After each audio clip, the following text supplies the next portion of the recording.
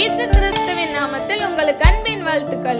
இன்றைக்கான கேள்வி, பென்யமீன் கோத்திரத்தை அல்லாமல் இஸ்ரவேலில் பட்டயம் உருவுகிற மனுஷர் எத்தனை பேர் யுத்த வீரர்களாய் இருந்தார்கள்?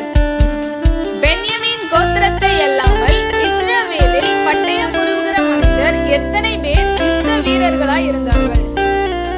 Option A 4